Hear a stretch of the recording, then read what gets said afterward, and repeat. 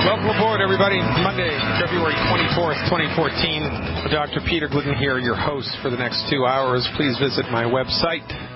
Learn something. Save a life, possibly your own. FireYourMDNow.com. FireYourMDNow.com. Well, like the fella said, when there's something wrong in the neighborhood, who you gonna call? Harold Ramis, dead at 69 years of age. One of his most famous characters, Harold Ramis, was an actor and a director, a screenwriter, made probably most famous by his role as Aegon in Ghostbusters, right? One of the three Ghostbusters. Egon, one of the three Ghostbusters. It was really a pretty great movie when you think about it, even though very, very dated. Dead, however, at 69 years of age from something that the MDs are calling autoimmune vasculitis. Autoimmune inflammatory vasculitis, which is redundant because itis in Latin means inflammation. So that's like saying autoimmune inflammation of the arteries, inflammation. But, you know, MDs speak in code. MDs speak in Latin in order to make you, the uneducated John and Jane Q. publics, believe that they are smarter than you are and that they know more than you do. And it gives them license to pass off their egregious treatment failures. Harold Ramis had been battling this illness for 4 years. Quite frankly, it had to be longer than that because you don't just develop an inflammatory disease overnight. It takes years, sometimes decades of slow and steady degradation to show up, like the straws that broke the camel's back. Was first apparently diagnosed with this 4 years ago, had to relearn how to walk because of it. The MDs are completely clueless about it. And while he was under the care of the MDs, in Chicago, by the way, probably treated at Rush Memorial, and I don't know if you've ever seen pictures of Rush, but they just did like a bazillion dollar makeover of Rush. It's a very impressive looking building from the outside.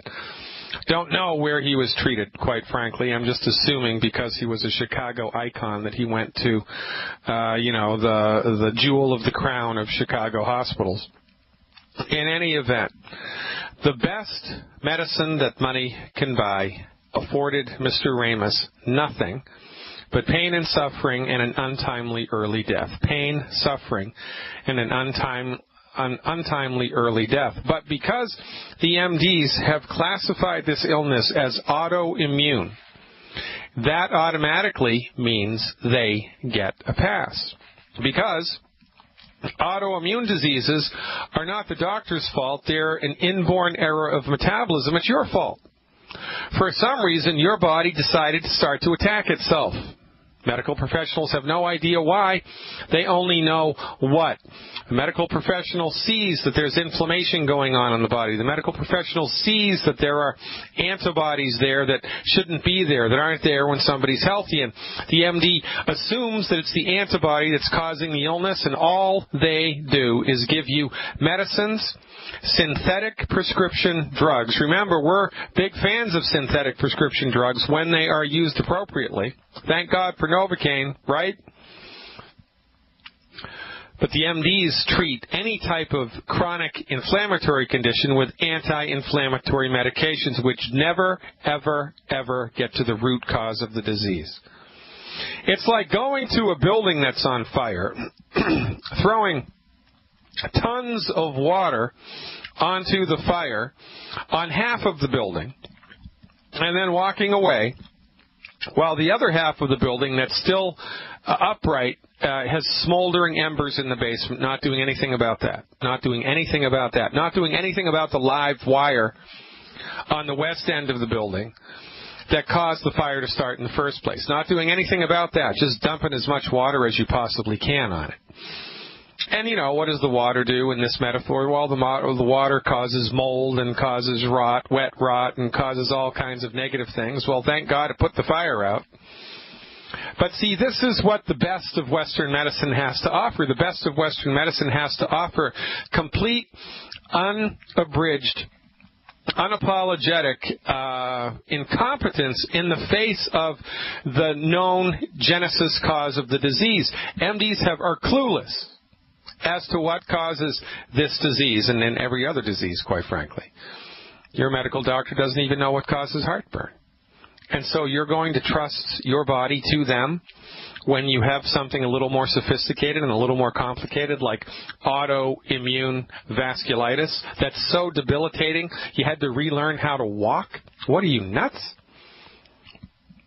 Sounds to me like there was probably a stroke in there as well. I don't know, and I don't care, because he's dead, and there's nothing that I can do about it now. But the fact of the matter is, I don't know how wealthy Harold Ramis was, but, I'm assuming he was right up there because of all of the work that he'd done in Hollywood, and given the fact that he lived on the North Shore, the north side of Chicago. I mean, that's a trendy, pricey neighborhood as well. But with his connections and with his cachet and with his money, was he able to beat this illness? Was he able to increase the quality of his life? Was he able to eke out a normal human existence? No, he died at 69 years of age. And if you look at pictures of Mr. Ramis from the time that he did star as Egon in Ghostbusters and the time that he died, a remarkable change. His hair went from black to salt and pepper gray. He looked like he gained, 50 pounds. That could be from prednisone, which I'm sure they pumped his body full of in order to fight the inflammation. Not giving any thought at all as to the side effects of that treatment or whether it got to the root cause. And this is what passes for the best medicine in the United States. If Harold Ramis couldn't beat the rap, do you think you can? If Harold Ramis, with his money and his prestige and his cachet, couldn't beat this rap, do you think that you can by availing yourself of Western medicine? No. It's another perfect example of the startling fact that the MD Emperor's new clothes are not there. They're not there. He's buck naked. Conventional Western medicine does not work. Not for the treatment of chronic disease. Period. End of story. Long story short, it does not work. It fails, it fails, it fails, it fails, it fails. And then every once in a while, they'll save a life. Every once in a while, they'll do something unbelievably heroic, usually in the field of trauma care or emergency surgery. And this makes us think, the unsuspecting public, oh, they're really great. No, the only reason Ramis died and everybody else that had an autoimmune disease is because it's a complicated, sophisticated illness. And don't you worry, we'll get there one of these days. We need more genetic research. That's what we need. We need more isomorphing laser technology machines to dial in the human genome at an ultra-specific ecological level. That's what we need to do. We need to really figure this out diagnostically. They need millions and millions and millions of more dollars of diagnostic equipment. That's what we need to do. Well, no, it's not. You need to fire your medical doctor. Because the medical doctor's point of view that they bring to bear on the genesis and the treatment of chronic disease is outdated, old-fashioned, juvenile, and quite frankly, ridiculously stupid. It is completely out of step with the reality of what it means to be a living, breathing human being. Your MD is clueless as to what makes your body tick. They have no idea. Every holistic physician in the world does. It's referred to as the vital force. That unseen energy which gives life to your body of clay. That unseen energy which, when you die, leaves the building and the body decays. This is what we know is present, and we also know that this unseen spiritual vital force of the human body delivers to the body intelligence. Your body knows how to fix itself, and your body wants to fix itself. But you can't put diesel fuel in an unleaded engine and expect it to run. You can't never, ever, ever, ever tune your car up and expect it to make it for 100,000 miles. You're a knucklehead if you try. But that's exactly what we do with the human body. because we've listened to the MD, who is clueless about what it really means to be healthy. They do not know, and they do not practice health care. They practice disease management. So look what happens when you go to somebody for disease management. Even if you're wealthy, even if you're famous, you die. But before you die, you suffer. And then you suffer a little more, and then you suffer a little more, and then you suffer the side effects of the medications that they give you, and then you suffer a little more, and then you die. And this is what passes for the best medicine in the world? You've got to be kidding me. Now, autoimmunity, from our point of view, is ridiculous because the human body knows how to fix itself and the human body wants to fix itself, and there would have to be a remarkable amount of stress levied upon the human body in order for something to go so wrong that the body actually starts to attack itself. There is an antibody present in the blood of people with autoimmune diseases, but somewhere 20, 30 years ago, maybe not even, some MD or PhD at Harvard or Tufts or Tulane or someplace, Scripps Institute, I don't know where, somebody said, oh, this antibody is present and that's what causes the disease. It has to be causing the disease because, look, it's not there in a healthy person and it's here in this person who has vasculitis. Therefore, 1 + 1 = 72 and it must be causing the disease. Well, it's not. And then every MD in the world agrees that, oh, yes, one MD says it's so, then it must be so. And nobody questions it. Nobody questions it. And by the time the 100th MD agrees to it, it becomes reality by consensus. And this is why your MD is the most dangerous person in the world. Why the profession is the most dangerous profession in the world, because they don't have any intellectual integrity and they're cowards before the fact. They're unwilling to question what they have been taught in medical school. Reality by consensus doesn't matter. Just give him more drugs. Just give him more drugs. It's only a matter of time until he dies anyway. For goodness sake, ladies and gentlemen, stop the madness. I'm Dr. Peter Glidden, and this is Fire Your MD Now. This is what happens when you let the blind lead the blind inside of a monopoly. They can do whatever the hell they want to do, and nobody calls them on it. And because, it's one big system of interrelated knuckleheadedness, everybody just goes along for the ride and nobody questions authority. And this is why, medicine progresses one funeral at a time. Because it takes an entire generation to die off in order for people with new ideas to gain a foothold inside of conventional medicine. And I'm not talking about chiropractic points of view being accepted inside of conventional medicine. I'm not talking about acupuncture or naturopathy or homeopathic points of view being accepted inside of mainstream medicine. I'm just talking about mainstream medicine accepting new ideas from mainstream medical practitioners. It's not going to happen. It is a field that is filled with inertia. All of science is filled with inertia. All of it is filled with inertia. I mean, look what happened to Charles Darwin. Darwin comes along and says, evolution happens inside of species, and everybody freaks out.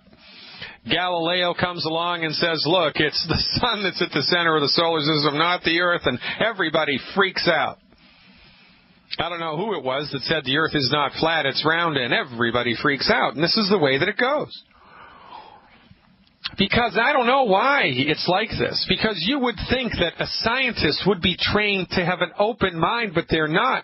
Scientists of any ilk, whether they're PhDs or MDs or whatever, are trained to think inside of a box, to think inside of a preordained set of symptoms. In this regard, not any different from religion. You're not going to be able to get any advice on Jewish theology from a Buddhist. You're not going to be able to get any advice on Hindu methodology from a born-again Christian, because they're different. They all talk about God, but they all talk about it through a different philosophy. See, the problem that's at play here is that people think that science is overarching, and it is not. Inside of the greater context of science, there are many different philosophical orientations. And your MD espouses one subset of the philosophical orientations which are contained in the greater domain of science.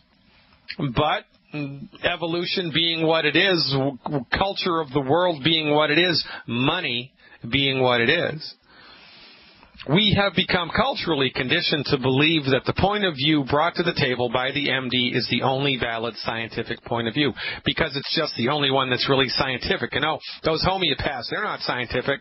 Those naturopaths, they're not scientific. Oh, no, chiropractor, you've got to be kidding me. Those quacks, it's anti-science. That's what that is. Nonsense. It's different, but we're not taught this in school. We're not educated about this in school. We're not told about the difference between reductionism and holism in school, and we need to be. Because the single biggest mistake we make, and we make it all of the time, to our despair, degradation, and death, is the ridiculous notion that your MD knows what's best for you. They do not. They know a lot of stuff, but they don't know what's best for you. They only know what they've been trained in. They don't have a secret decoder ring to all things scientific. They only know what they've been trained in, and what they've been trained in is not everything. It's just one small piece of everything. It's actually a subset of everything. And yet you have been convinced by 100 years of pharmaceutical profiteering that their way is the only way and everybody else is a quack. And this is why we suffer and die. Because we've been fed a false bill of goods and we've taken it hook, line, and sinker. We've drunk the Kool-Aid. Every time we sit down at TV tonight and see another pharmaceutical ad, we take another sip. Every time we write a medical insurance premium check, we take another sip. Every time we watch a rerun of Grey's Anatomy, we take another sip. Every time we tune in to Dr. Oz, we take a big swig. You know, it's really, from the final analysis, it all boils down to street smarts and common sense. How's that working for you? How's conventional medicine working for you? Go ask Harold Ramis's relatives. How'd it work for him? What type of results did he get from taking that dog to the hunt? Not only did he come back empty-handed, but he came back with, infected wounds from walking around in the wrong type of countryside with bare feet. Bad metaphor, but you understand what I'm talking about. 866-582-9933. You want the real deal, finally, for once in your life? Call me up and let's talk. Welcome back, everybody. Dr. Peter Glidden here with you. Monday, February 24th, 2014. In 1966, there was a really great movie that came out. It was more of a film than a movie. It was called The King of Hearts. Le Roi de Coeur in French. It was actually French with English subtitles. And it was about World War I. This private, Charles Plumpik, is chosen to go into the French town of Marville and disconnect a bomb that the German army had planted. He arrives in the town all by himself, and there's a local insane asylum there, and the inmates had escaped because one of the German bombs had blown out a wall in the asylum when all the villagers had fled into the hills. But the crazy people stuck around and started just living in the village and, being the blacksmith and the butcher. And so Plumpnik comes into the town not knowing anything, and there's all these insane people doing normal day-to-day jobs. And it was a very, very, very, very good movie, as it was entertaining, it was funny, it was fun, and extremely poignant. Because at the very last scene of the movie, and there's no spoiler alerts here, I'm not going to tell you what it was, the very last scene of the movie posed the question, who in this picture is really the crazy one? Is it the army guys, or is it the people in the insane asylum? It was a great movie. But my point here is that when the entire village is run by idiots, you can expect many different types of crazy things to happen. And so it is with MD understanding of illness. So when it comes to vasculitis, which is what Harold Ramis just died of, God rest his soul, wish he'd have called me, wish he'd have tuned into this radio station 4 years ago. Well, we didn't have the radio station 4 years ago, but he could have called me, could have found me, could have found a nature path, could have done something other than standard nonsense. So, it's vasculitis, right, which is inflammation of some part of the vascular system. But remember, the MDs, it's like a town filled with idiots. So remember, the MDs, being reductionists, love to name things, but they don't give a damn about what causes them or how to fix them. All they want to do is stick their name on it so they'll be immortalized, right? There's Wegener's granulomatosis. Wegener's granulomatosis. Wegener's granulomatosis. There is Henoch-Schoenlein purpura. Henoch-Schoenlein purpura. There's Scherg-Strauss syndrome. There's polyarthritis nodosa. That's not named after anybody. There's Kawasaki disease. That's named after somebody. There's Berger's disease. There's Takayasu's arteritis. Kogan's syndrome, Beckett's disease, etc., etc., etc. So the MDs go to great lengths to nitpick the details of the inflammatory condition and stick their eponym on it so they go down in history. Oh, the great doctor who discovered Beckett's disease. Probably pronounced that incorrectly. Bechet's disease, maybe. It's a French word. French name. And the unsuspecting public sitting in the wings genuflex at the altar of their unbelievably impressive, ego-driven IQs. Oh, it's Bechet's disease. Oh, it's Heinrich Schön's purpura. I'm getting goosebumps just thinking about it. But we overlook the simple fact that they have no idea what causes it, and they have absolutely no idea of how to cure it. And yet, even though they are incompetent before the fact and after the fact, we continue to give them our respect.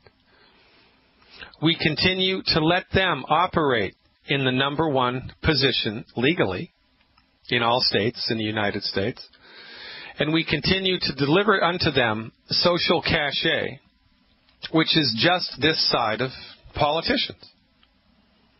I mean, your MD is the man, right? Isn't that why most people become MDs? So they can be the man, they can be the woman, they can be the MD.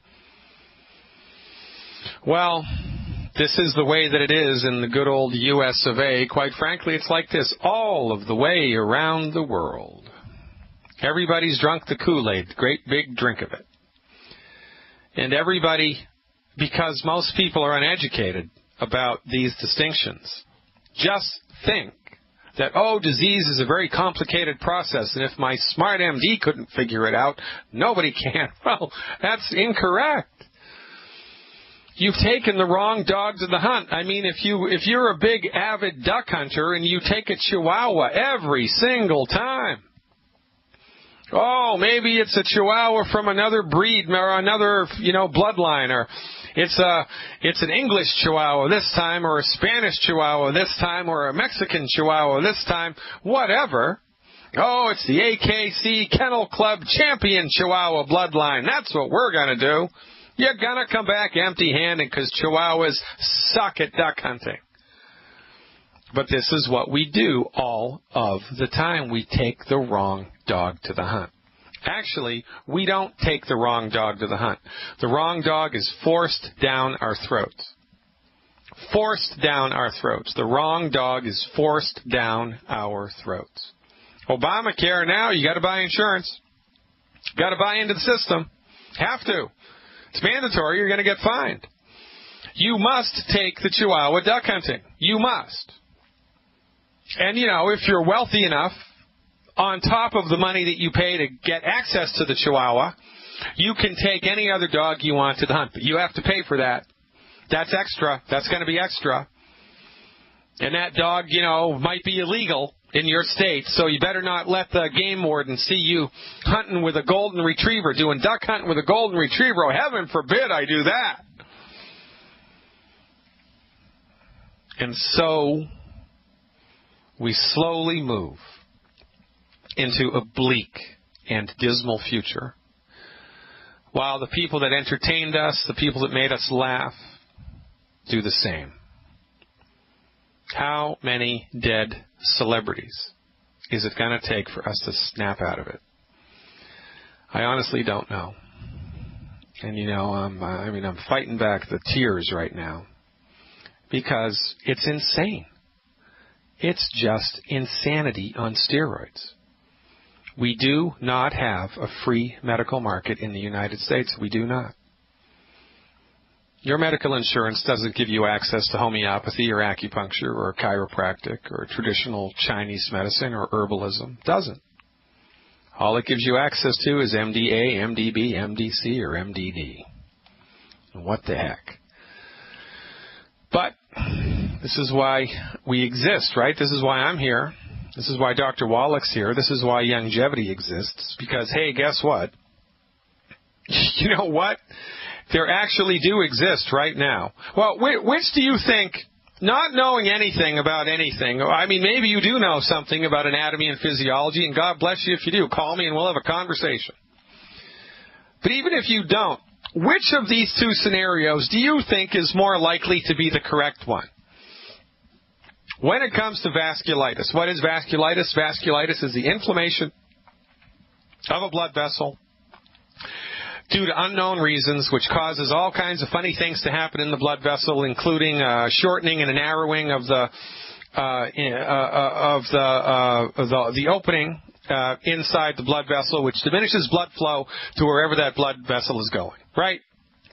Plus, the vessel can just burst. It can also just burst, and you bleed to death. Or, you just burst and you don't bleed to death. It's just nasty. So, which of these two scenarios do you, the lay person, think would be more reality-based about the genesis of vasculitis? Number one, something has gone terribly wrong deep inside the genetic land of your body. All of a sudden, your genes just started to go crazy, and they all got together one night and decided they were going to kill you. Your own body got together and decided, look, I've had enough of this guy. We're getting out of here. So we're going to create antibodies that chew up the heart. We're going to create antibodies that chew up the thyroid. We're going to create antibodies that chew up the pancreas.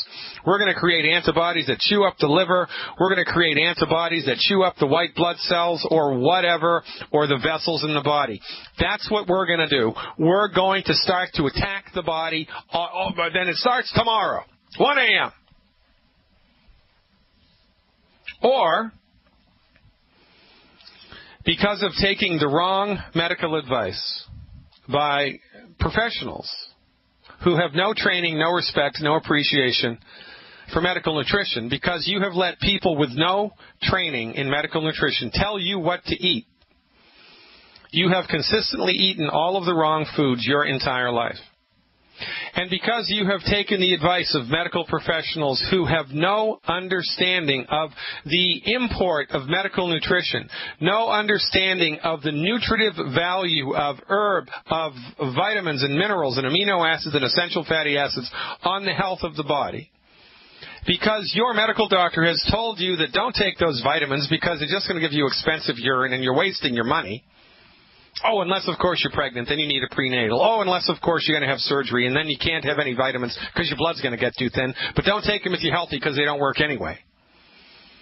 So which is, you think, the more likely scenario? That your body has suffered long, repeated insults from consistently having to metabolize all of the wrong foods, which all, by the way, are pro-inflammatory.